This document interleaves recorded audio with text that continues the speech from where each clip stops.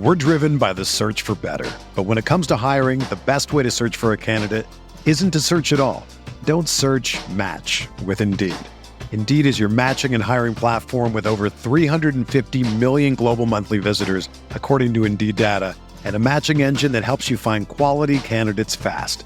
Ditch the busy work. Use Indeed for scheduling, screening, and messaging so you can connect with candidates faster. Leveraging over 140 million qualifications and preferences every day, Indeed's matching engine is constantly learning from your preferences, so the more you use Indeed, the better it gets. Join more than 3.5 million businesses worldwide that use Indeed to hire great talent fast. And listeners of this show will get a $75 sponsored job credit to get your jobs more visibility at Indeed.com/Blue Wire. Just go to Indeed.com/Blue Wire right now and support our show by saying that you heard about Indeed on this podcast. That's Indeed.com/Blue Wire. Terms and conditions apply. Need to hire? You need Indeed.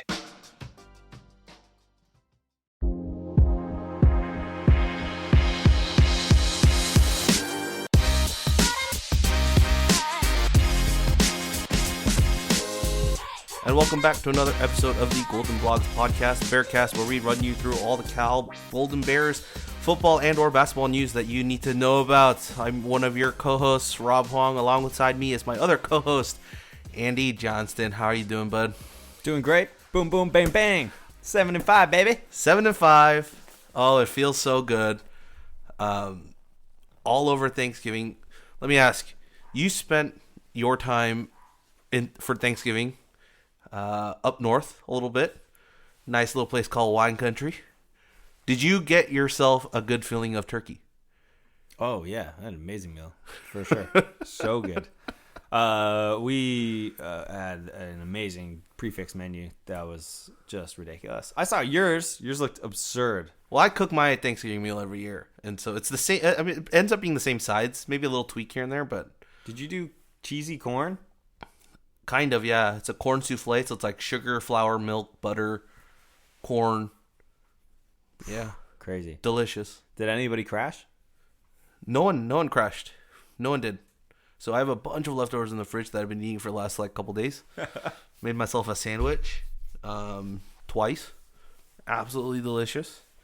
I would highly recommend putting mayo on one. Like, if you're going to make a sandwich out of Thanksgiving leftovers, one thing I highly recommend is putting mayo on one side of the bread and on the other side putting gravy. It just soaks it all up. And then, but you got to use like a thick hamburger bun. You know what I mean? Like, you can't use like sandwich bread because it just gets too soggy. But if you lose like a bun, like a roll. No. Just imagining the Carl's Jr. commercial. Everything just dripping out the back. Yeah. As you eat it with one hand. Oh. But man, those weren't the only festivities we had this week. The UCLA game to end the year.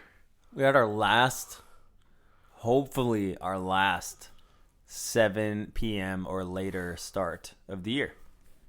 Yeah. I believe we'll talk about this in a little bit with like our bowl game projections and stuff, but I don't think any of them start at 7. I think most start at like 5.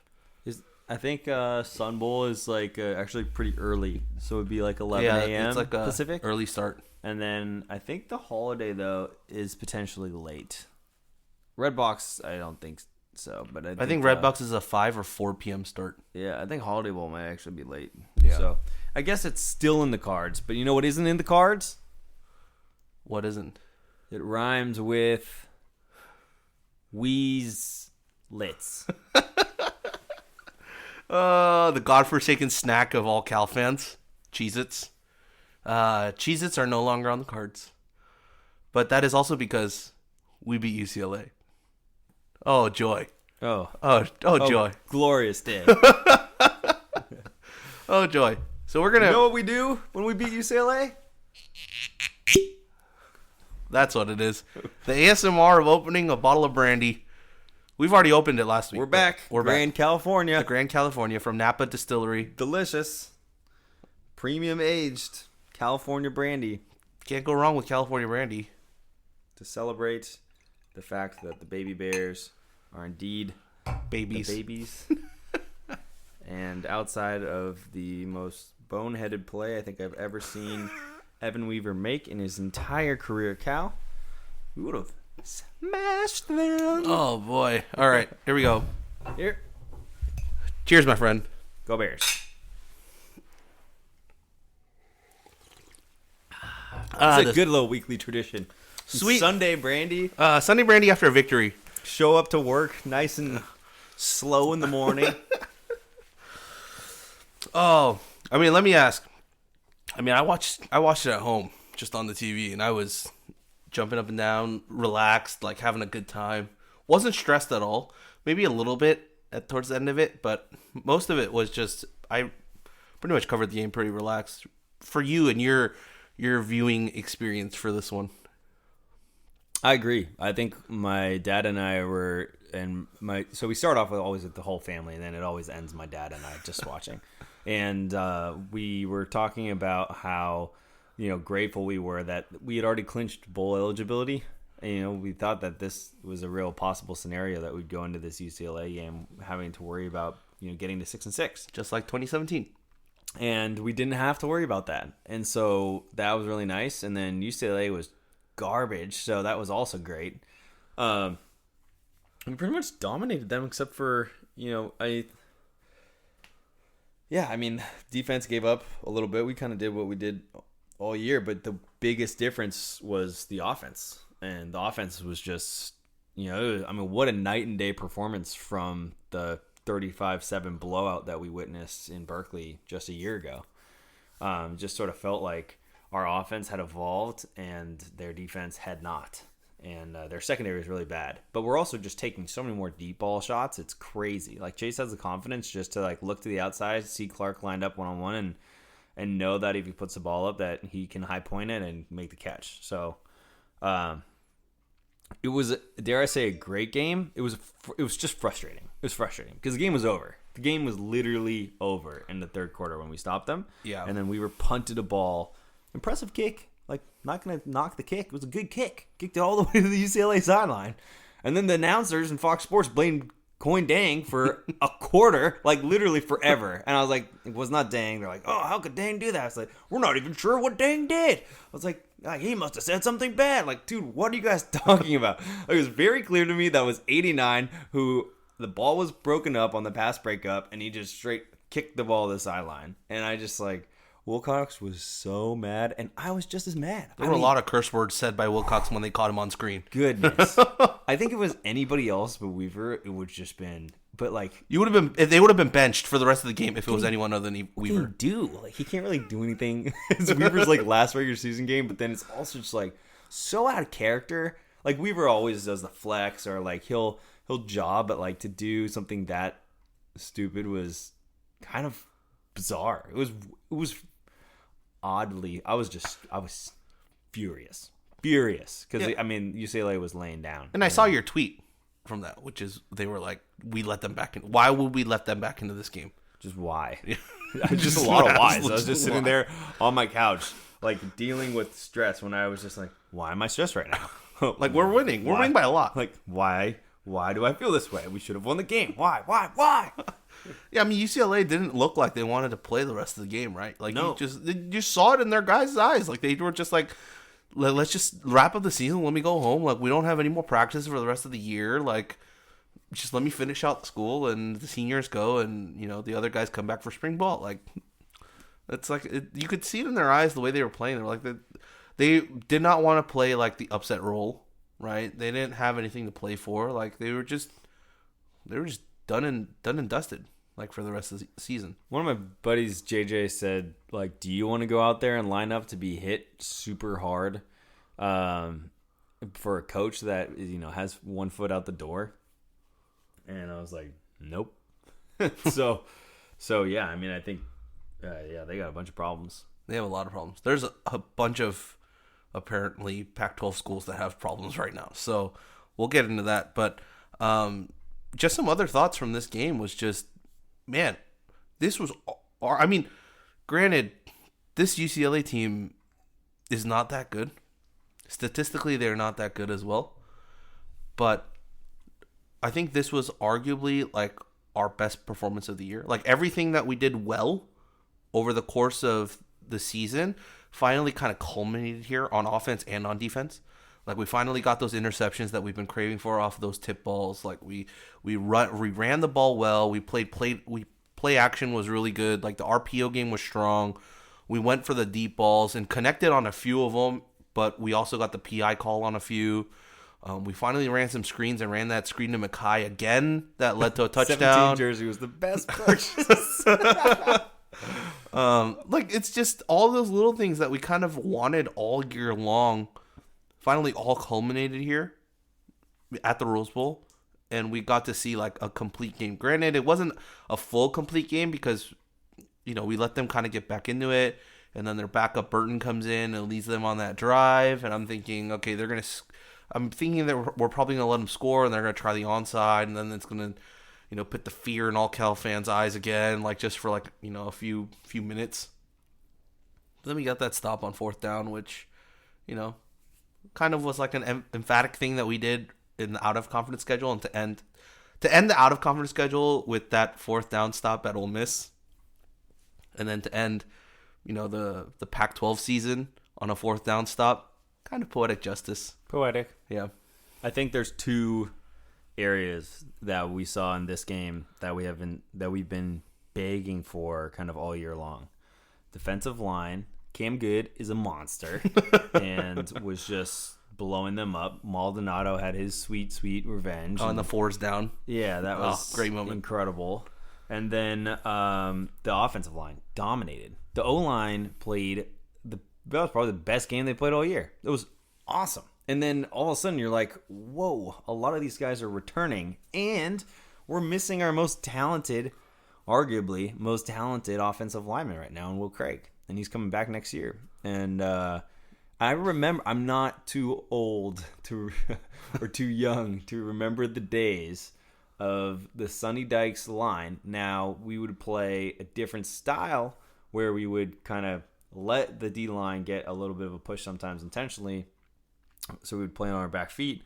But we would just look at that UCLA defensive line and be like, those guys are monsters. We could never contain them, right? We could never run the ball. We can never do pass protection, and we're always doing these games where we're just like, oh, can we just contain them? And now we're bullying UCLA. Here for that. That's amazing. Yeah, the D-line went to work Saturday night. They absolutely feasted, and this is the part that I think we kind of talked about, and in the past few weeks, is that next season this defense is going to be heavily reliant on that front seven. And with the experience and the depth that comes back into that, is going to be huge for next year, especially if we can get Luke Beckett and Zionde back for their 6th year. Because you clearly saw having Maldonado play the nose guard role was huge, because it allowed Brett to not align right over the center, but offset a little bit, maybe between the guard and the tackle, or maybe even push Luke Beckett out to defensive end. It made everyone kind of shift to places that they could do more damage, or places that they're more natural fit.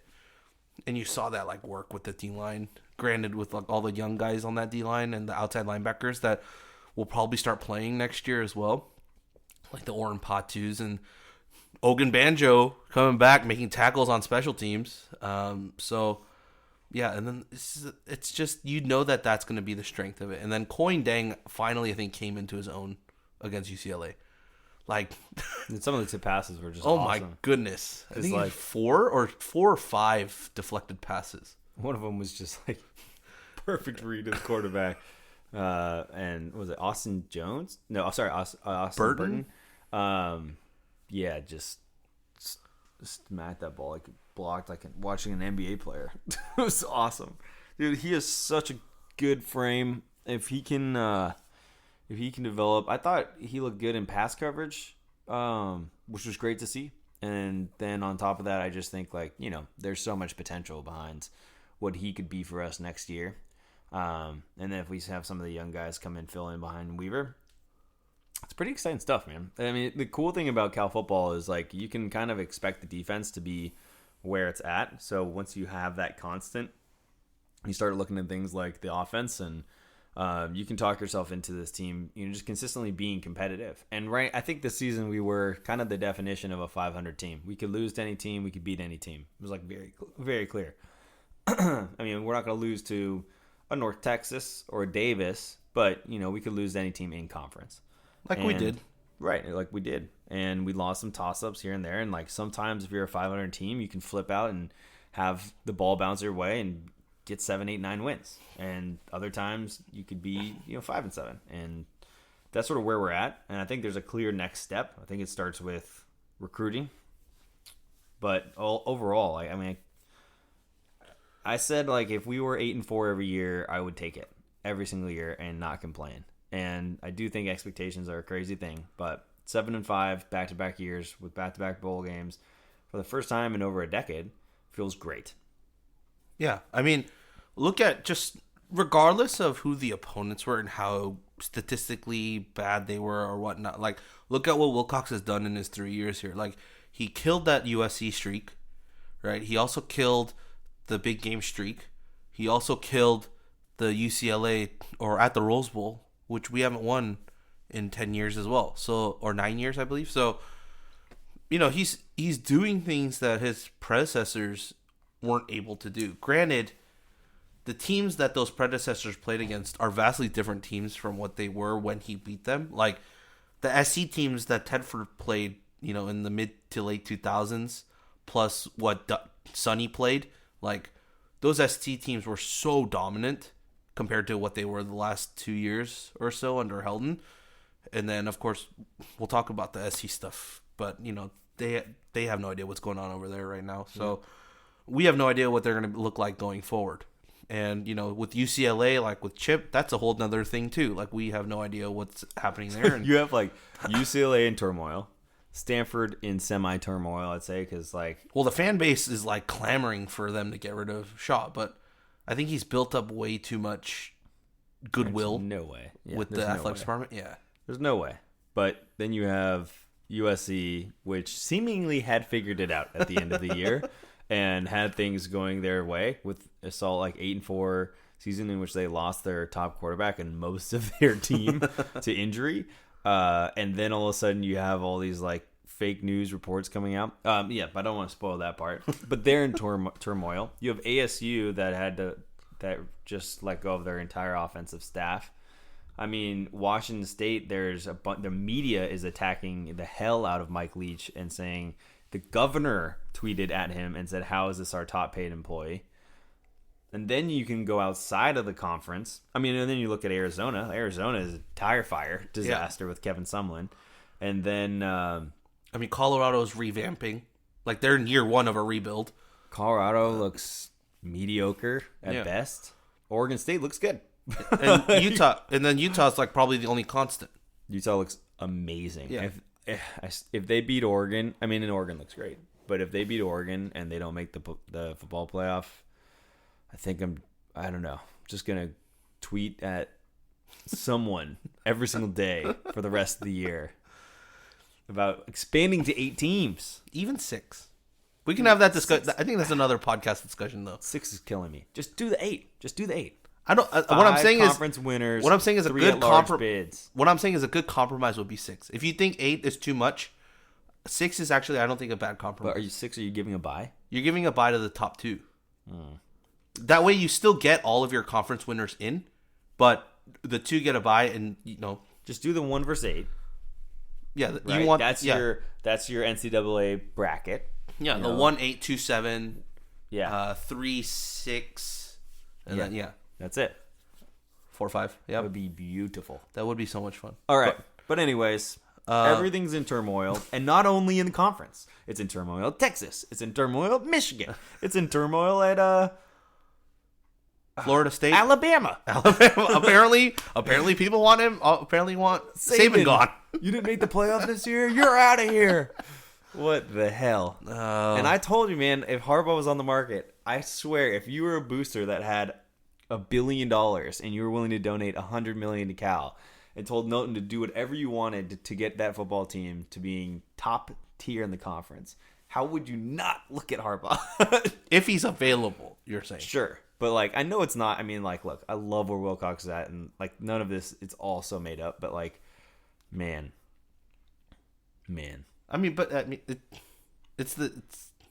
yeah. My dad had a good point. He's like, how long are you going to have Harbaugh for? And so I think, like, you're like, right, maybe he's there for, like, 2 years. And then, anyways. Yeah, it's great. We're 7-5. We're going bowling.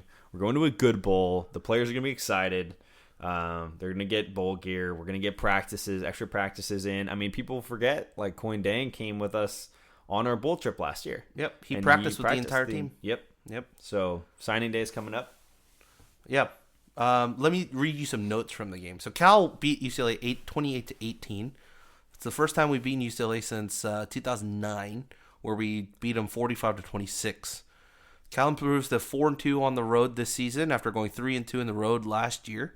This marks the first time since 2004-2005 that the Bears have had a winning record on the road in consecutive seasons. Also, with that win and the SC win from last year, Cal has won games at the LA schools in back-to-back years for the first time since 1970. Cal has also held his last 4 opponents to less than 100 yards rushing. You know that? Washington State 16 yards, SC 56, Stanford 61, UCLA 58, which is weird because the 2 middle schools are traditionally known to be power run schools. What is going on in this world? And then Evan Weaver, by the way, congratulations to Mr. Weaver. As much as we said bad things about him, about kicking the ball and with that unsportsmanlike conduct, the dude now owns the most tackles single season record with, by the Cal notes, it's 173. Hardy Nickerson set the record in 1985 with 167. If Pac-12 Network is correct, Evan Weaver is now just 20 tackles behind setting the NCAA single season tackle record. I think 18. Was it? Well, when I watched Pac-12 Network last night on Final Score, Ashley Adamson said 20, and that was like the number that came up like on the screen below. But then I saw some tweets this morning that said the number is 18. I don't know which one's right, but either way, he basically needs to get somewhere between 18 and 20. So, so hopefully we play an opponent that doesn't bother to scout. And just runs at Evan Weaver all day long. He just racks up the tackles. It's possible, but at the very least, if he'll probably end up being second, like the second most tackles in a single season, like because he'll get like 13, right? He's got to win the Buckus Award, right? Yeah, I think he's a lock. I think you got to make him a lock at this point. Some other things. Weaver also became the 4th player in school history to amass 400 tackles in his career. Now with 403. The others are David Ortega, Harry Nickerson, and Jarrett Willard. High praise. Those are some 3 lofty names to be standing next to. The Bears also had 6 total sacks that set a season game high. Sacks were recorded by Cameron Good, who had 2, Brett Johnson, Lone Toiloa, and Aaron Maldonado. Isn't that crazy? That's insane. Yeah, it was a lot of fun. Yeah. It was a lot of fun. Coin Dang had 4 broken up passes in the game. And this is the stat that I think we kind of need to talk about. Cal improves to 12-2 in games that Chase Garbers has played for more than a half, including 6-0 in games where he's played more than a half this season. The Bears are also 12-6 in games that Garbers has started, regardless of if he finished the game or not. This is like Jimmy G. This is literally like this is the Jimmy G before his injury, right? Version. Yeah.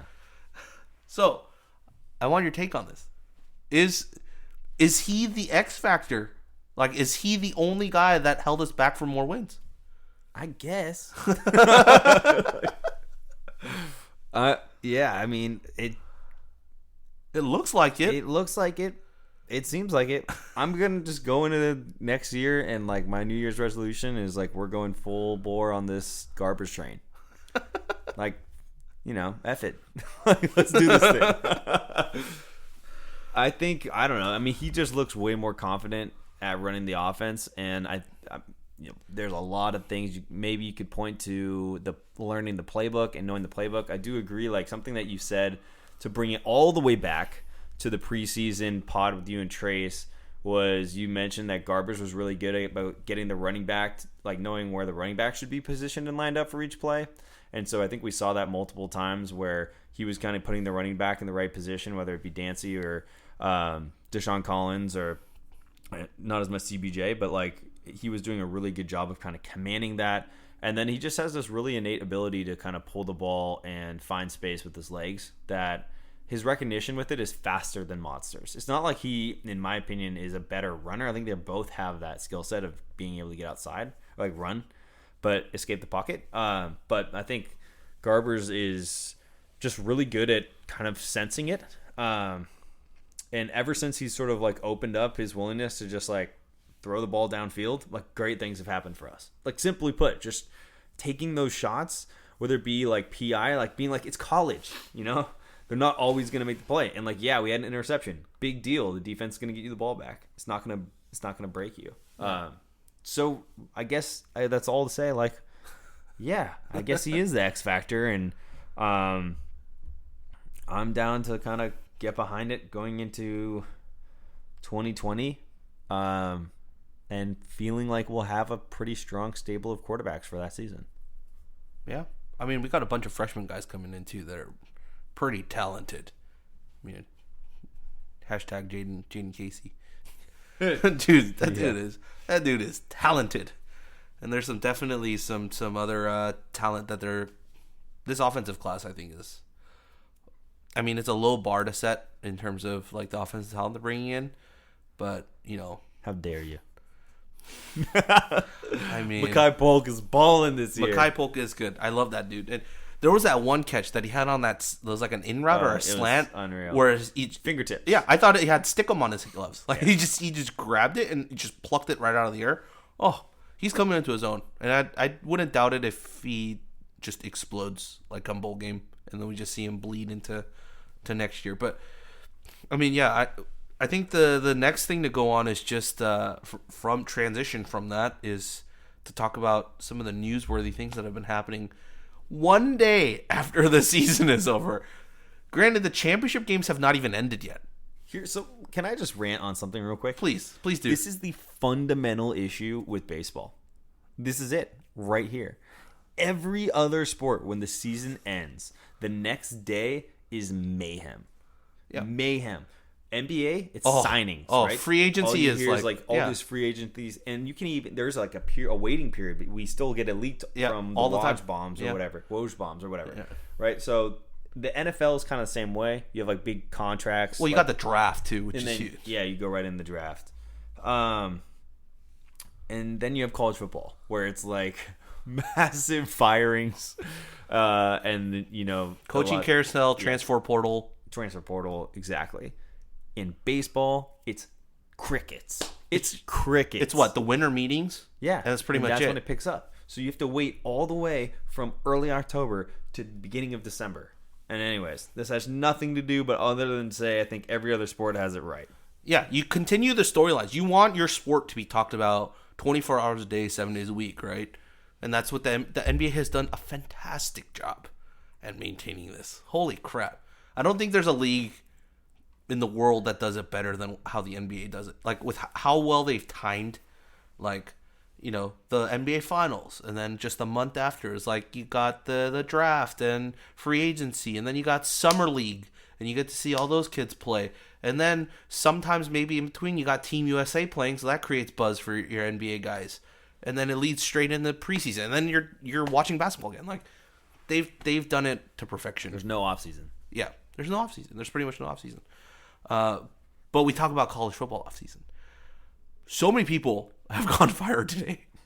Like, I called you in the morning to try and figure out what time we were going to meet today. And, like, in that time, like, ASU basically had fired their entire offensive coaching staff. We'll talk about the SC thing in a little bit, but that SC news thing broke. And then, what else happened? Texas fired their entire offensive and defensive, or actually they demoted their OC, and then they fired their entire defensive coaching staff. And Missouri fired their entire coaching staff. Charlie Strong is out at USF. Matt Luke was fired from Ole Miss. This is just what we're coming off on the top of our head. There's plenty more here. Marcus Arroyo, Tim DeRuyter, and someone Jim else Mora linked to the UNLV job. Yep. So what storyline do you want to attack first? Helton. Okay, so the Helton thing. Oh, and we forgot to mention, honorable mention, the day of our game against UCLA, there was a rumor that Chip Kelly had his foot out the door and hated working with people. Yeah, hated having to work with people. And that was a quote. That was like quote. I guess whoever wrote it, like it was from a source. Hated working with. Oh my goodness. You're college. you're a sports coach. What sports coach doesn't have to work with people? Runs an up-tempo offense. Was pretty successful at Oregon for a period of time. Had 2 successful years in the NFL. The cons. Skills. Hates working with people. It's a people job. Oh my gosh. Excellent at Scrabble. Excellent at Scrabble. Great with alone time. So all right, which one do you want to talk about first? Helton, right? Yeah, the Helton news is the most interesting. So this is hilarious because all right, so here's my understanding of how everything went down. The SC Sports Illustrated site, which is now owned by the Maven, right? So SC Maven, whatever it is, they report that, which is, I can't say it, but Maven's been the Maven stuff. If you don't know, with the whole Maven background, it's worth looking into and kind of learning a little bit more about, because it isn't great. And then so on top of it, you have this Maven outlet, and the Maven Cal outlet has also been doing some of these same things all season long. Yeah. So SC's Maven site. So basically, Maven bought Sports Illustrated. They basically restructured the entire Sports Illustrated magazine and their editorial structure, and then they implemented all of these little sites for every single big time university and program. And so SC has their own Maven site. They reported that through multiple sources, they've reported that they can report that they want, or SC basically wants Helton gone. No, the report was Helton was dismissed. Or Helton was dismissed. That's correct. And then Pat Ford, who writes for Yahoo and for Sports Illustrated, refutes it, saying that no, the sources I've talked to said that he is not being dismissed. And then a main Sports Illustrated site points out that no, the Maven site is wrong and refutes that too. So you had the Maven, which owns SI, say that SC dismissed Helton. Then one of their big time reporters say that no, that hasn't happened. Then their main page comes in and says no, that hasn't happened. There's zero editorial integrity here. No one checked in with anybody, and it's just an internal family fight. It's all Sports Illustrated. It's all, everything is being reported by Sports Illustrated right now. Wait. The refuting and the actual arguments are all being reported by Sports Illustrated. Can you imagine that on the bottom line of ESPN? Be like, according to sources from Sports Illustrated, Clay Helton has been dismissed. First reported by Sports Illustrated. According to sources, Clay Helton is expected to stay on. First reported by Sports Illustrated. According to sources, Clay Helton may either stay or be dismissed. First reported by Sports Illustrated. This was hilarious. It's absolutely hilarious. It's just shit journalism. It really is. So it's just. So here's another thing. It's all right, now you have this PR disaster on your hands if you're SC, right? So if you let Helton go, the thing becomes, well, one, Pat Ford ends up being wrong, and a main SI page definitely gets a hit for saying that they didn't report it correctly, and then they also get this thing of okay, you guys were kind of pressured into doing it, and it kind of makes Helton look good, but then if you don't, then it's you guys were pressured into not letting it go because you realized the PR disaster that you had on your hands. It's a disaster for SC. I thought that if they were going to make that move, having it be very it's not their fault. No, it's not. It's really not. they got to be super upset with. Here's the initial report. They're probably pretty upset with. Here's also the tweet that I sent you earlier today. Is that Zach Barnett on his Twitter, who's a writer for Football Scoop, who they do all the coaching hires and stuff. He tweeted out saying, a source tells me Graham Harrell will be interested in leaving USC for Texas, independent of whether or not Clay Helton is retained for 2020. Yeah, that's what I was gonna say. More turmoil. That's the big one, because if you're gonna make the move with Helton, you do it, in my mind, to promote Graham Harrell or somehow head retain coach. him. Yeah, but I think you make him head coach and take that shot that a top 10, top 8 S&P plus offense, and with where the college game is going with supreme athletes like USC, that is the next Lincoln Riley. I think you probably take that shot, and I think that's what a lot of SC fans want. But now, so now your prospect is what? You keep Helton, and then Harrell walks and goes to Texas because it doesn't matter to him. He's going to go be Texas offensive coordinator, and then everything is in flux because Clancy's defense it was what, top 60 S&P plus. It wasn't great by any means. No, special teams was terrible. Yep. And yeah, I don't know. So they're in a horrible spot, and it's pretty enjoyable. This is absolutely great. It's absolutely great just seeing turmoil left and right, and we're not any part of it. Granted. Yeah, it's so weird. It's so weird. In fact, it probably won't be weird for that long because it's going to come. We're going to get ours. We always do. Yeah, not in the sense that we're going to fire anyone, but it might be that thing of someone leaves or someone gets poached. And, We've been preparing for this for 3 years or 2.5 years after our first season, right? We were kind of like, all right, at least the defensive side right now is too good. Someone's going to come calling, and they're going to get the opportunity to move on, and they're going to take it. So we kind of talked about this early in the year, but if DeRuyter, let's say, does, because he's been linked to that UNLV job. I believe it's the UNLV job, right? Not the New Mexico job. Or was it one or the other? I think it was UNLV. Let me look it up. Okay. But either way, so let's say he takes that jump, right? And he goes back to being a head coach. If you're Wilcox, what's your play? Promote Sermon to defensive coordinator and then Gerald Alexander to co-defensive coordinator? Is that what you would do? Cuz I think that's how I would sell it in order to get maybe GA and Sermon both a little bit more money and a bit of a pay raise. It is UNLV. Yeah. Yeah. So UNLV confirmed. I think that Wilcox is just gonna go internal.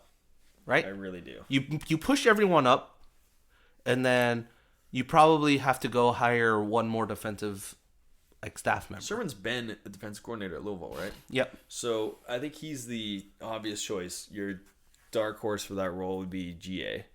But I don't think GA, DBs at times kind of they got beat this year. So I still think he has a little bit of room to grow. I mean, he thinks he's obviously fantastic. But I don't know. I could see co-defensive coordinators maybe. I could see the Washington thing, right? Where you have him be the passing defense coordinator, and then you have Sermon do the run game and overall game planning and play calling. Yeah. And that just gives him another title, and it gives him probably another pay raise. Yeah. They do all that, keep all those guys. The interesting quirk here is that means you have a spot open on the defensive staff. Do you make that phone call to Tosh? Oh my gosh, we're going there, Rob. I mean, I'm just someone asked Avi on Twitter today. Oh my goodness. Someone asked Avi on Twitter today, and I thought I wanted to ask you about this. Tosh isn't coming. What's he on? Isn't he on the Browns? He's the defensive line coach for the Browns. I don't know. It doesn't seem fun, but I think that I don't think he's coming. No, I don't think we hire him either. But I would retread on someone like Azanaro though. I would if Coach Az is out at UCLA. I would. But he's been a defensive line coach his entire career. That would mean that you'd have to probably push out Browning. Well, where are you gonna put Tosh? At linebacker? You're gonna put him at linebacker? I'm sure he could probably coach up linebacker. which I think he's like done which I think he has done at Alabama, if I'm not mistaken. He did coach linebackers at one point. So I don't know. I don't think they go that route, but I'm saying if that opportunity arises and you need like a punch from the recruiting standpoint, like, is it that bad of an idea maybe to call him and see if he's willing to come back? Like, I don't granted, know. the money's probably significantly different. The money's probably a lot worse. I don't see why he would take it. And there'll probably be some good coaches out there. But you're right. I think you just tweeted out, like, it just seems like there's been a tremendous amount of offensive turnover and not a lot of defensive turnover so far in the teams that are making these moves. But I don't know, man. I just don't think that Tosh is going to we have this discussion so often that I think it's just kind of silly at this point. I mean, we had it when Wilcox was first hired too, right? Oh, yes. Oh, yes, we so did. much. We have it every offseason. So much. Every single offseason. What if DeRuyter leaves? Should we bring Tosh in as D coordinator? It's like, oh, my gosh. We talk about this guy so much, and I'm not sure if he ever talks about us. Probably not. Makes us sad. Let's move on to the other side of the ball with the offense. So we have a big decision looming because not we, but Coach Wilcox does, in my opinion.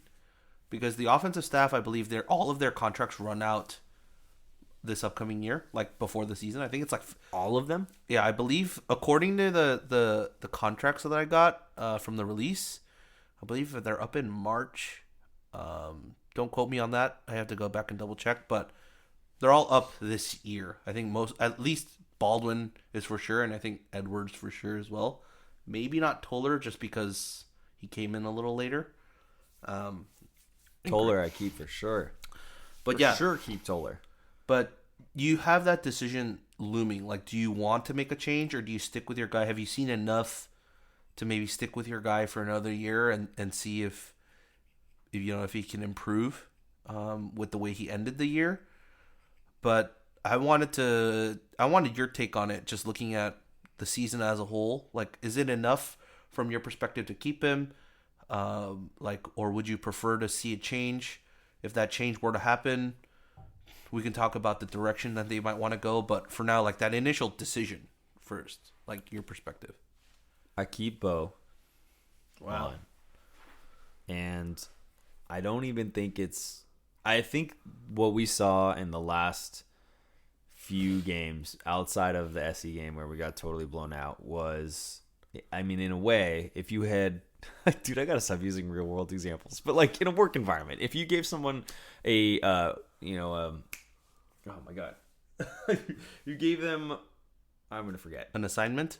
No, it's like, all right, so if someone is underperforming at work, Yes. you would essentially have multiple steps that you would take, and then finally you kind of have this like almost like performance improvement plan. Yes. That's what it is, a Yeah. PIP, right? And so you write it down and you would say, these are the areas that we want to see you improve in this period of time, and if that doesn't happen, then we'll probably be forced to make a decision. And if we had that opportunity with Bo Baldwin, did he not answer almost every single one of those?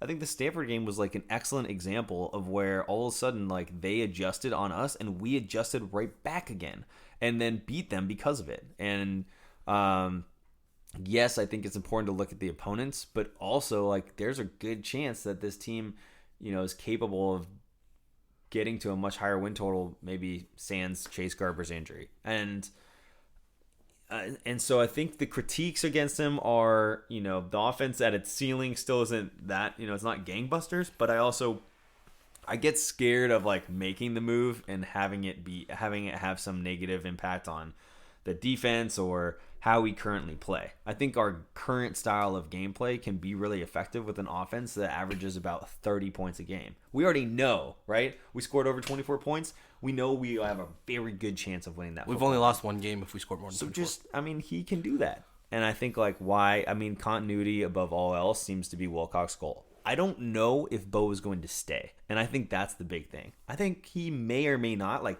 the bigger question is not on whether or not we'll try to retain him. For me, I think it's a matter of, is he going to stay? And if he doesn't, there's a lot of good offensive coordinator candidates out there right now that I would love to bring in. So, I do think you'll see Bo Baldwin, and it's not just going to be for 1 year. It's going to be for 2 or 3, I would say. Okay, can I play devil's advocate to that just for a second? And I want your rebuttal to that, okay? So Cal's offense over the 3 years, up until this last game, all totaled up, averaged 27.8 per game in terms of scoring in 2017, which was good for 73rd out of 130 Division I schools. Last season, we dropped to 21.5, which is good for 116th out of 130. This season, we're at 20.1, which is good for 115th out of 130. Yeah. So, with that considered, and the fact that we're basically pointing to maybe, 5 games this year that we're kind of pointing as examples of this could work, right? Am I right in saying about 5? Is that enough evidence to support like a change in outlook? Or is there too much already piled up to say this was more of a blip than it was like a change in direction? The only rebuttal I can think of is,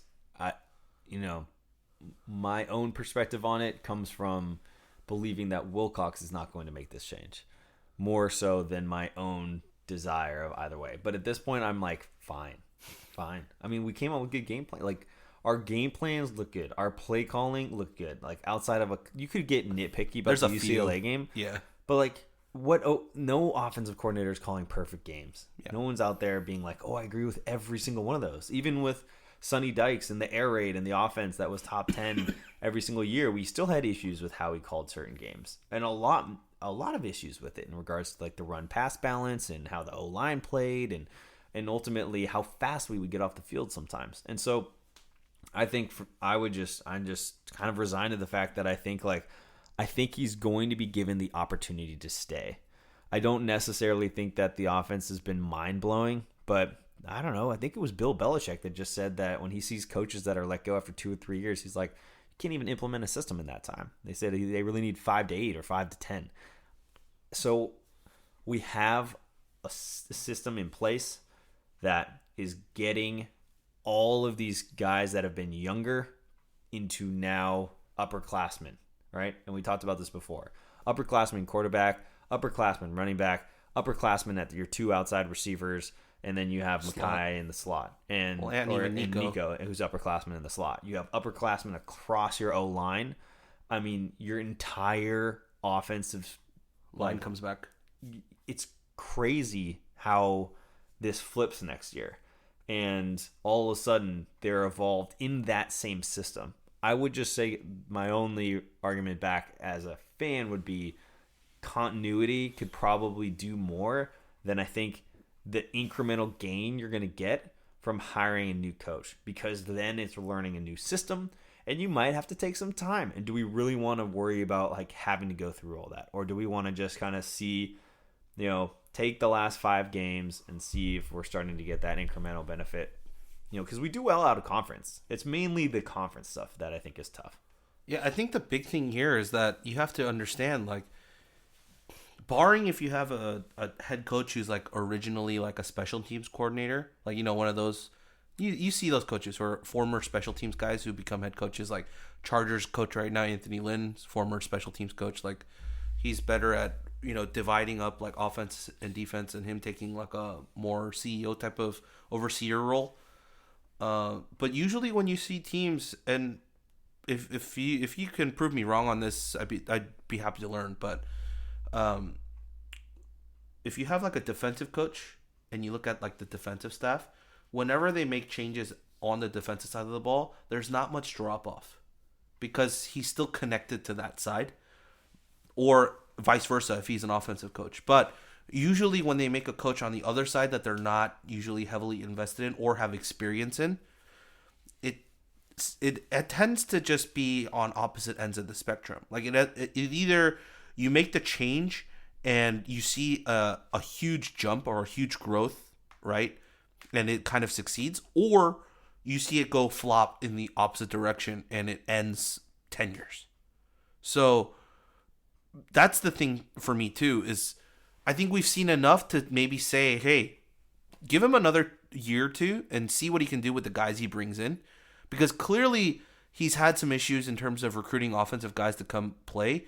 And maybe it was a learning curve of how he had to recruit from Division 2 up into Division 1 and who we could target and who we could go after. And just because we're not a powerhouse for football school, so we're going to have to play somewhere in that middle ground of being like right under like the big name schools, but like above, I don't want to say mean things, but some of the lower tier schools in the Power 5 conferences.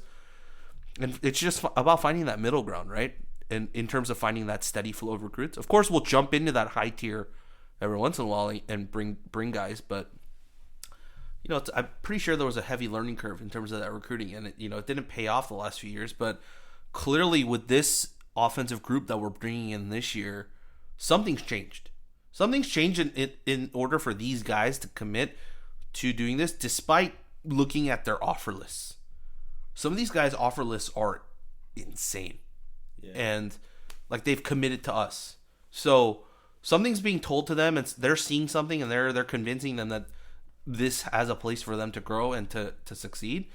We don't know what that is, but I would personally don't mind at this point to see that for another year and see what that project brings. So what I really like is to see us bring in someone like the way that Chris Peterson brought in Jeff Tedford to be a special advisor, and the way that Herm Edwards brought in Marvin Lewis to be a special advisor, like to the team, someone that could specifically focus on offense. I think that would be really helpful. But I mean, yeah, a lot of the changes that what we saw, like we saw the wide receiver screen, which we've been begging for. We saw play action. We saw RPOs. more RPOs, less zone read runs. Like a lot of the adjustments that have been happening have been overwhelmingly positive. And so I'm just sort of like, hey, like I think there's enough there where you're looking at technically Beau Baldwin's first class of guys that are becoming upperclassmen. Yeah.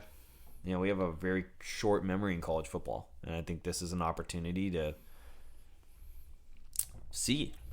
Really, like, give him an opportunity to, like, with his guys and see if it can go to. We're not asking for much. 30 points a game. That'd be great. Give me the top 70. Once again, we're back to where we started. All I said at the beginning of this year was we needed a top 80 offense, and I thought we could get 9 wins. And I think that was very true. We had a top 100 offense out of 115, and we almost did pull off 9 wins. So you don't need much. But there is opportunity for improvement there. He'll still be the ire of the fan base, I think, for a while. Yeah. Until he proves us otherwise. Like, if he comes out of the gate and drops like 45 in the first game next year against whoever we play next year. Do you remember when we played North Carolina? Las Vegas. 2 years ago or last year? Our opening game with this staff. Yeah, Patrick Laird explosion. Ross Bowers, Demetrius Robertson. Like, all of us were like, what the heck is this? Yeah. We were so confused. Jordan Duncan with that catch, one-handed in the... But we got a lot to talk about, and we've got a pretty long off season. But on to the questions. All right, here we go. Got my first one for you. Actually, well, you tweeted at us first saying, B&B, Bowling and Brandy podcast coming right up. That's pretty much what we're doing right now. Yeah, I'm about to take my last sip before the questions come in. All right. Our dear friend Peter asks, what do you want the team to focus on for the Owl game practices? You saw this tweet, right? I think he misspelled bowl and he spelled owl. Considering the turnover on defense, should they focus on getting the next generation Cal D going, or should they focus on winning the bowl game to show improvement over 2018? Well, you heard what Shane Vereen said on the broadcast, yes. Right? Is that the first 2 weeks, for us back in the day, the first week was like you just had it off. We didn't practice get your bodies right. Yeah, get healthy. And then, depending on when the game really is, it's sort of, you work backwards from the date. So I imagine that they're probably entirely off right now. Yeah. All the way until through next week. Well, they're probably in school, but no practice. No practice or anything, just like chill until the bowl game is announced, and then you work backwards from that date. So if you get the 31st game, then you probably have 2.5 weeks of either light, like shells, maybe not even pads at all. Probably might be just strength and conditioning too. Yeah, and then like maybe working on some younger guys. And I think it's a full. It's not a matter of like young guys defense, young guys offense. It's both. Yeah. And then you start getting into game prep. So I think it's both. I mean, we want to win the bowl. Yeah. We want to win the bowl. Like, no buts about it. I mean, I just remember how pissed Wilcox was after we lost the Cheez-It Bowl. He was furious. He wants the bowl win. So do the players. Oh, yeah. So do the players. And a lot of these seniors, oh my gosh, on defense, yeah, of course they want the bowl win. Yeah. So I think you get both. But the big thing is, getting one of those later slots, and you start getting in some of your early commits. Like if you get these guys that come in early and can practice with the team a little bit, I mean, that's great. That's great. So it's all in all, everything's a positive. So it's kind of hard to say like, I think you're going to get everything you want out of that experience, and that's why it's so important to get it. Yeah, I think they're gonna get the young guys in for sure. Because if they haven't reached their 4-game limit for redshirting, they're going to try and push these guys into the game to get a couple of reps in this one to kind of bleed into spring ball, So, yeah, I think that's where it is. You know what's awesome about that is, remember how concerned we were about Drayden? Yeah. And we were really concerned that due to injury that we were going to have to burn. We might have to play him. And we didn't. No. And that is so awesome. Yeah. He's gonna be so good next year. Yep, he's gonna be a stud. We got next one from Kevin on Twitter. If the O-line and Brown stays healthy next season, what's the possibility of him being a 2,000-yard rusher, especially next year, having 5 straight home games? So the one change I wanted to make in the offseason on the offensive staff is I want a new running back coach. I do. So I think that needs to happen first. Yeah. 2,000-yard rusher. I mean, Dude, that's like J.J. Arrington good. Yeah. Javid Best, J.J. Arrington, that. That's stellar territory. Yeah, that's Heisman candidacy territory at that point, right? Yeah. That's J.J. Taylor, for Wisconsin territory. So, I don't think we'll get to 2,000. We need to work on 1,000 first before 2. Heck, even 1,300 first. We need to break because we had Pat Laird who got 1,000, right? But we need someone to get to that 1,300, 1,500 spot first. Then we can maybe think of getting to a 2,000. But I mean, the home schedule next year is nice. Is very nice. It's an even year, right? Which means we get Oregon here, we get Washington here, we get UCLA here, Excuse me, over there. Yeah, a little bit. I think the big thing so it's not I think exactly you nailed it. 1,300 yards, and then the thing with Chris Brown is if you looked at the UCLA game, you'd be yeah, for sure. But we tended to get pretty bottled up against Utah or against SC or against some of the bigger opponents, and that Oregon, and some of that had to do with them not respecting the pass, so it wasn't necessarily all of that, but ASU, for instance, we kind of got bottled up. So we would need to have more evidence of it being consistent across the entire season, particularly the Pac-12. I could see us having a really strong non-conference start, and then once again kind of hitting a harder time. But the nice thing about the running situation is you have depth, and you have Deshaun Collins, who I love. You do. You very much so do. Good. I think the big thing too with the running backs is we have there. So you saw the moments where Chris Brown had open running lanes, right? And that's where he would get the 12-yard run, the 14-yard run, the 38-yard run. You saw the running lanes that the O-line opened up for him. But what can't happen is the UC Davis game where we just basically run him into a wall and he hits a guy at the line of scrimmage and then drags him for 2 or 3 yards. If that's the way he's getting to, let's say, 100, 150 yards a game, that's not sustainable over 12 games at all. he has to have like, you know, every game like one of those like 40-yard bursts to get him into that, you know, you need the yards without the physical like harm done to you. Our schedule is ridiculous next year. It's so nice. It's so nice. Well, it is and it isn't, because it's like UNLV, which I would say is a win. TCU, I would maybe lean towards saying is a loss right now. It's at home. It's a toss-up. Their offense is terrible. Toss-up. So Okay. Then Cal Poly, win. Then Arizona State, at Arizona State. I think that's a win. You think that's a win? Yeah, We are terrible whenever we play in that damn state. that's true. So then you have, If that game is scheduled for a 5 p.m. kickoff or a 7:30 kickoff, you know we're gonna lose that game. Yeah, you know we're gonna lose that game. all right, so then you have Oregon home, Stanford home. Yeah. Early big game. No. Dates haven't been announced. Oh, thank God. Yeah. Dates haven't been announced. No. Schedule. But you know what our 3 out of conference games are. Oh, so this is just... I was like, dude, we're going No. Oregon home, Stanford home, UCLA home, Utah home, Washington home, and then we go Oregon State on the road. No. USC on the road. The schedule hasn't been announced, but the home and aways have been announced. That's who we're playing next year. I was like, that schedule is gnarly. We have 5 straight home games and then finish on 3 straight on the road. That's probably what Kevin was thinking too. But no, the schedule hasn't been announced yet. The home and away splits have. Gotcha. All right, next question. Have you ever seen Wilcox is angry as after the Weaver unsportsmanlike conduct procedure, the camera caught a few F-bombs? That's from our friend James Lynn on Twitter. I don't think you've ever seen me that angry. Yes, we've seen Wilcox that angry. Have you been or watched any of his press conferences after a loss? He's furious.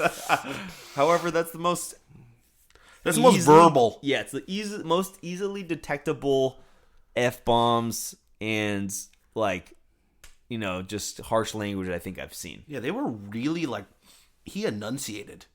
He enunciated every letter. You just heard it. You heard it from a mile away. I mean, you feel for the guy. Yeah. The game was won. Yeah. Even I was watching the game with my parents, and my mom caught him doing it on screen, and she looks at me and goes, "He just cussed, didn't he?" Yeah. He definitely did. You got a comment from at not Chase Garbers. Since no Garbers question this week, just a comment that I appreciate all you guys do for Cal fans. Heart. Thank you for that. So kind. Kind. Scott Morita sends us this. Do you feel that the recent offensive success against Stanford and UCLA is more a result of their bad defenses or our offensive improving? In addition, does the recent offensive success save Baldwin's job? If not, any insights on potential OC candidates? So I think we've pretty much answered all of these. But I want to throw it to you to just say, just because we kind of talked about the offensive coordinators that are on the market now after being dismissed or fired. If we were to make a change, are there any guys out there right now that are on the open market? Not guys that are currently attached to a team, but on the open market that you're kind of like, that's a guy that I would probably put on my priority list. Rob Likens. Yeah, without a doubt. Rob Likens. Yeah. Easy. He's been here. He's coached here. He likes it here. He knows how everything works here. And he's a pretty good recruiter. Yes. Yeah. Yeah, we could get some really awesome wide receivers. He's a very good wide receiver coach. And he was the quarterbacks coach this year, and he did a phenomenal job with Jaden Daniels. Yep. Over the course of his rookie season. So, yeah, he'd be high, if not. I mean, I think, was it Zach Hill? Boise State? Yep. That's who Adams wants yeah. really, really badly. He'd be a good fit. Previous ties to Wilcox. So, yeah, I mean, I think that would be great too. But I think Likens is top of my list. Just good, like the recency bias. Like he was with us during he was so personable. He's such a good recruiter he's a really nice dude. Like just generally just a really nice dude. Yeah.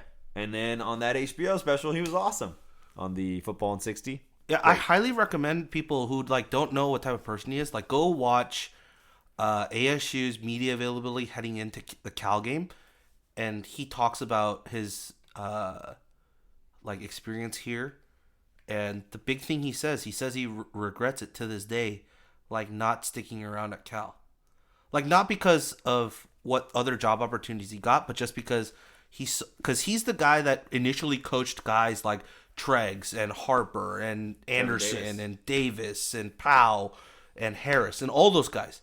They were like all freshmen and sophomores. Trevor Davis. Yeah.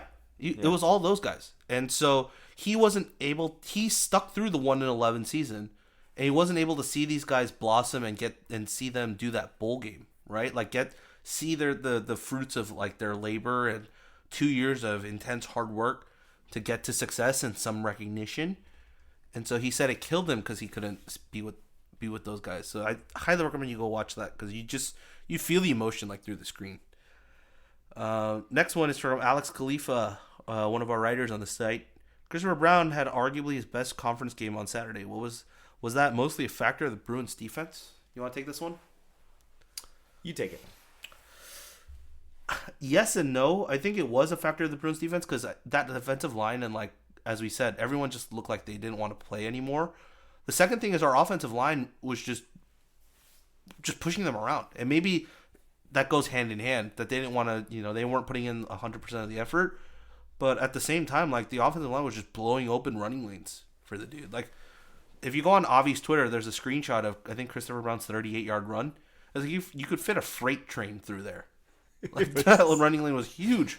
Huge. So I think let's go back real quick to the question that was asked, like, was Cal's offense kind of seemingly getting better a matter of playing opponents that were worse? Yeah. The answer is yes, for sure. This offense does a lot better when it's not a top 50 defense that they're going up against. And Stanford is, I think they were like mid 60s to 70s. UCLA is awful. And USC was, about 50. And so we had a harder time against USC, but not like the hardest time. Wazoo's, obviously really bad. So, like, yes, it's a factor of opponent, but also we really like the scheme. And I think that's what matters more, is like liking the scheme, not just seeing the same thing, just work a little bit better because the opponent was worse. And I think that was the progression we saw in Beau Baldwin this year that we weren't expecting to see. And so, UCLA's defense was really bad. Their secondary was awful. Our offensive line push was incredible. And Chris Brown looked like an absolute monster out there, just shredding tacklers but it's hard to say. Was he just playing harder than everybody else? Maybe. But I think that guy has a ton of talent. He wasn't healthy all year long. And that hurt us a little bit. And now you go into next year and you have him back and you have somebody behind him like a Collins that can really spell him and not have to put the entire load on one player, like a la Patrick Laird. It's a much better recipe for us to be really successful.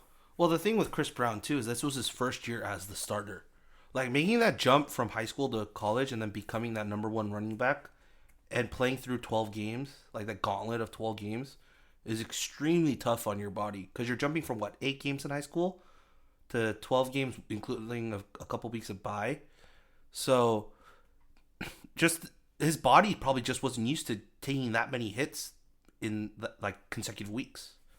So I think that it probably improves going into next year. Like he'll know what to expect. He knows what it takes and how much he's going to have to take. And sometimes he's just going to have to go down on certain plays and not fight through to get extra yards. And it's that experience of learning when to do that and when not to. Situational awareness. So experience, man. Big time experience. I think he could develop too more as a receiver. Yeah. That definitely out of the backfield. Yeah. Definitely. Because that Dancy catch where he flipped shoulders because he was looking over outside because he thought it was coming outside, but chased through inside because of the DB was floating out. And then he changed his head direction, retracted. It was sick. Flipped his body, caught it. It was a great catch. Greg Ordio on Twitter sends us, bowl prep allows the staff to work out young guys. Who will they be focusing on to fill gaps a la Weaver and add more playmakers on our O and D? I think it's pretty similar to the question we got asked earlier. Yeah. What do you think, Rob? What do I think? I think it'll be across the board.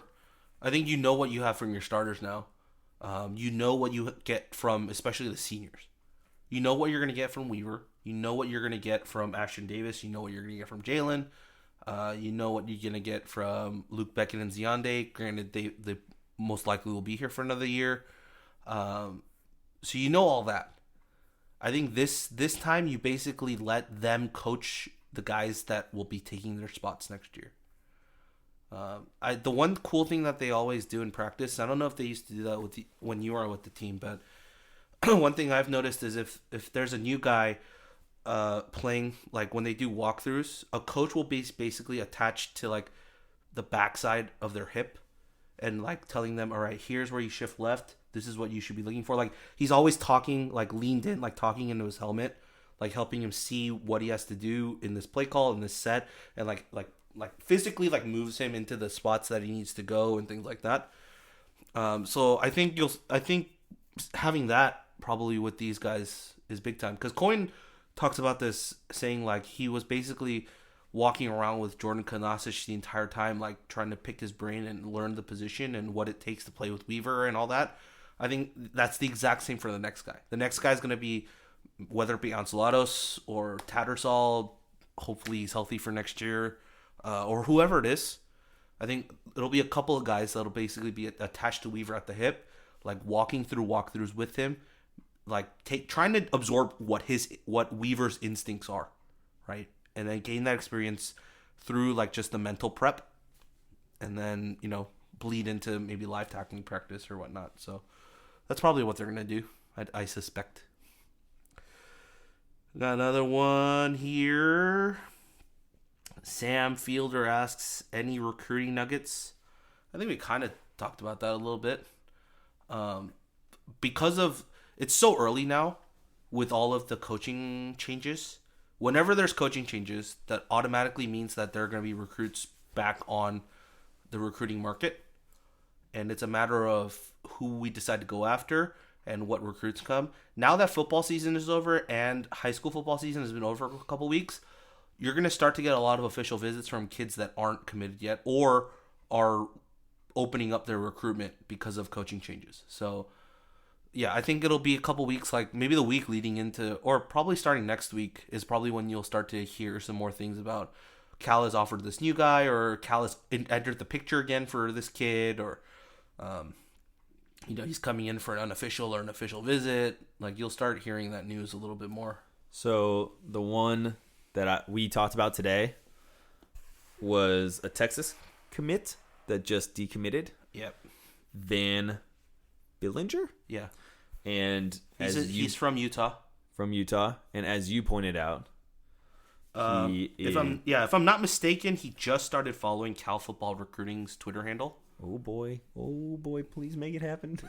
Please make it happen. But I looked down the list and he had already been following some Cal guys. And he had a Cal offer given to him already. So that relationship, exact type of player, yeah. Like D lineman. That relationship's already there. Like, that's who we need to go get. We need to beat Utah out and just say, hey, like, you can play much earlier with us than with Utah. Yeah. And by the way, we're going to compete every year and have a great defense. Yep. Are you signed yet? We got another one from Jai. He says, expectations for 2020 season. I personally have high hopes seeing what Utah did this year. I think we can do that. I don't know if Utah this year is a good comparison to where Cal will be next year. That is years in the making under Coach Whittingham. That's years under the making under him. So I don't think we have that depth built up in order to make that jump, nor do we have the coaching consistency to make that up yet. I'm gonna say 7 wins for next year. Yep. Wow, you're coming down from 9. Yep. I'm gonna jump up and I'm gonna say we're gonna get 8 wins next year. I'm just gonna say 7. Wow. So that way I can be surprised. I'm not leading the Cloud 9, but it sounds like you're leading Cloud 9 again. I'm leaning towards. I mean, you might get there by the time we do our preseason pod. I'll get there. I'll definitely convince myself of the 2 additional wins. We got a good 8 months for you to ramp back easily. We could land a couple recruits, and all of a sudden it'll be like, oh boy, Cloud 9 wins is back. Cloud 10, Platform 10, please. All right, we got another one from. I'm gonna butcher this name, but Shavit Karen. Why did the defense regress this year? Do you expect it to get better or decline in 2020? He also has a question about who do you see the coaching staff going after or transfer-wise? we don't know what the transfer market looks like right now because we won't know, especially with grad transfers, you just don't know until probably like till January-ish or even later. So, yeah, that's a big question mark. You just won't know to the end. But let's talk about the defense. Did they regress? Why do you think the defense regressed this year? What? Why do I think the defense regressed this year? Yeah. Injuries, guys playing out of position, teams getting adjusted to our schemes and having more video to break down on our schemes. I think that's pretty much it. I think teams adjusted to what we do on defense, especially like how we mix up our coverage and disguise a lot of stuff, and they picked out a few things that they could identify, and we just weren't successful in executing. Yeah, so I want to look up a little bit of like where we landed on S&P Plus. So I'm going to do that real fast. But there's one more thing too on the defense that I'll talk about while you look that up is we missed out on a lot of 50-50 chances. And I don't mean that by turnovers. I mean that by Luke Beckett gets into the backfield and has a chance to take down Jaden Daniels, and he misses him by like a fingernail. Just as like a half second too late in reaching out and grabbing his jersey. Or Evan Weaver goes into the backfield to take down the ASU game is just so vivid for me. Like Evan Weaver goes in and then misses the tackle just by like a couple inches, and that takes down the backtracking defender, and it lets Jaden run for like 20 yards. It's just those types of little plays that could go either way, but we just didn't get there fast in time, or we just didn't complete it. And that's probably what led to a lot of this. And I mean, we're beating a dead horse here, but we've talked about the interception stat so much and how, they didn't intercept the ball as many as other teams or as last year, but that stat is purely dependent upon the other quarterback throwing the ball wrong or us jumping a route. And it just didn't happen as much this year. Yeah. But I don't know why S&P Plus is so hard to find these days. Well, it's ever since it moved over to ESPN, it's impossible to find. Yeah. But I think that the defense is. I think we just dropped out of the top 50 defensively. Yeah. So it's a pretty substantial drop. What did you say? Like top 20 to top 50. Yeah. I think ultimately, that's why I sort of said, I think there's some things that we could. We saw Cam Bynum and Elijah Hicks kind of get beat multiple times, and we thought that those guys were pretty unbeatable on the outside. And I think they have a good chance of sticking around to, work on that before going to the league. And maybe some scout comes in and says, yeah, you look pretty good right now, but if you stuck around one more year, you'd be in that top maybe 2-round type category. Yep. And so I think there was clear, a little bit of regression in kind of single coverage on the outside. The D-line really didn't wake up until the end of the year. So the D-line was really a big issue for us, was not being able to get pressure. So we were forced to send additional guys. And when we did, defenses found opportunities in the middle of the field. And Coyne, as good as he was for being a first-year player out of JC, took a while to kind of get up to speed. And which is Weaver one thing we worried about, right? Yeah. And that's to be expected. You're not going to have an Evan Weaver. He's a once-in-a-generational type of player. So I think the defense has an opportunity to be more creative next year and get more guys in so that we're actually cycling more players. This year, you'll notice we stuck with our guys almost all year. We actually got pretty fortunate, I thought, in regards to injuries. Yep. Because we ran with the same guys for so long, and with games are so close, they had to play most of the game. Next year, we'll be forced to actually cycle through more players, and I think that'll be good for everybody. And I think we have strong underclassmen that when they see the field, they'll do really well. So I think there is a reason to be excited for the defense getting better, and I think it's a matter of these things ebb and flow. Preseason predictions are what they are. Our safeties were amazing this year. So when you talk about the DBs as a unit, our DBs were amazing because our safeties were fantastic. But at the same time, our corners could be better. And then next year our safeties might not be as good because we're going to lose, but the DBs will still be they'll be really good. Yeah. It comes and goes. I mean, the one point I'll make to end is the defensive line. I think the biggest change was when Maldonado came back. Yeah. Because as soon as Maldonado came back, it pushed all the guys off of like an overachieving assignment. Like you didn't need to have Brett Johnson running the nose guard over the center anymore. You could move him outside a little bit. You didn't need Luke Beckett to play the other defensive tackle spot. You could move him back to defensive end for plays.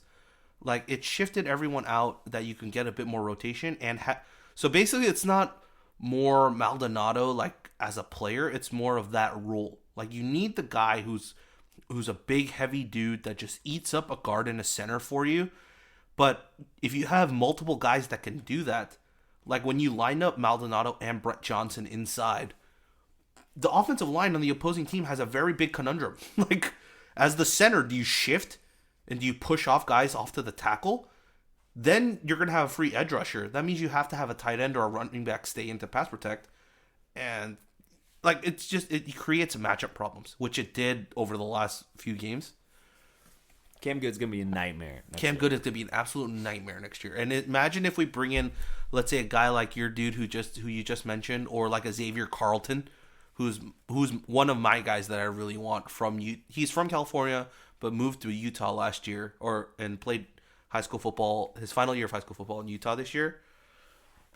Chances on him, from what it looks like, looks very slim, but I really hope we bring him because dude looks like an absolute monster. So like bringing him at defensive end, like, oh god, like we're building for the future now. Yeah, that's what I was gonna say. So I mean, if we're ending the pod right now, yeah, we are.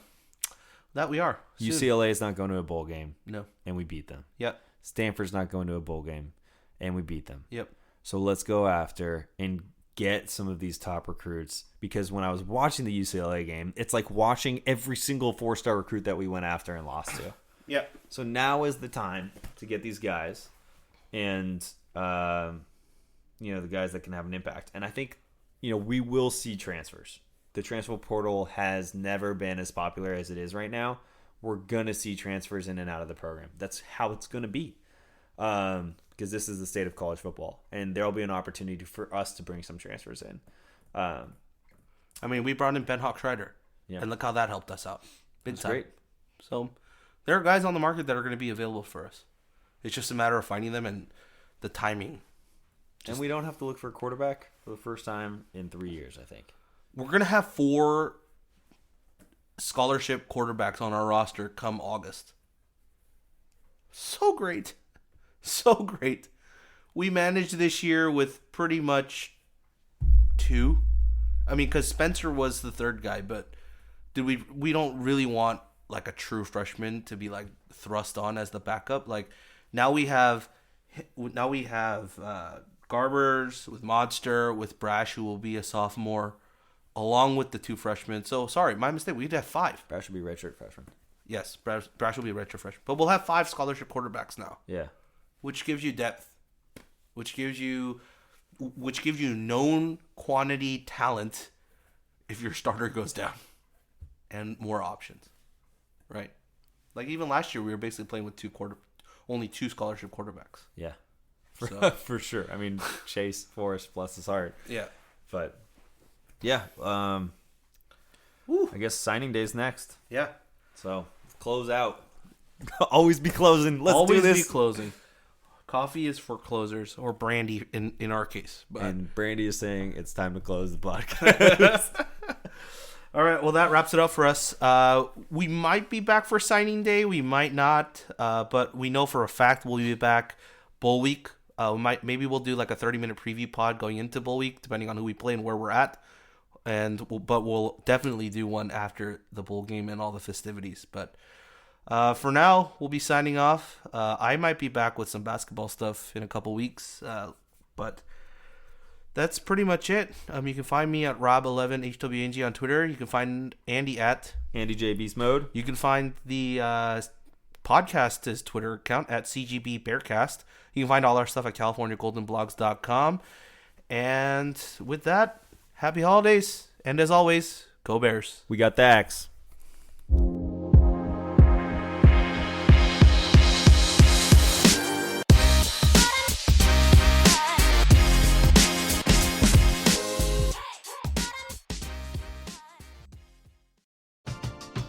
We're driven by the search for better. But when it comes to hiring, the best way to search for a candidate isn't to search at all.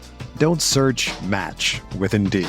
Indeed is your matching and hiring platform with over 350 million global monthly visitors, according to Indeed data, and a matching engine that helps you find quality candidates fast. Ditch the busy work. Use Indeed for scheduling, screening, and messaging so you can connect with candidates faster. Leveraging over 140 million qualifications and preferences every day, Indeed's matching engine is constantly learning from your preferences, so the more you use Indeed, the better it gets. Join more than 3.5 million businesses worldwide that use Indeed to hire great talent fast. And listeners of this show will get a $75 sponsored job credit to get your jobs more visibility at Indeed.com/Blue Wire. Just go to Indeed.com/Blue Wire right now and support our show by saying that you heard about Indeed on this podcast. That's Indeed.com/Blue Wire. Terms and conditions apply. Need to hire? You need Indeed.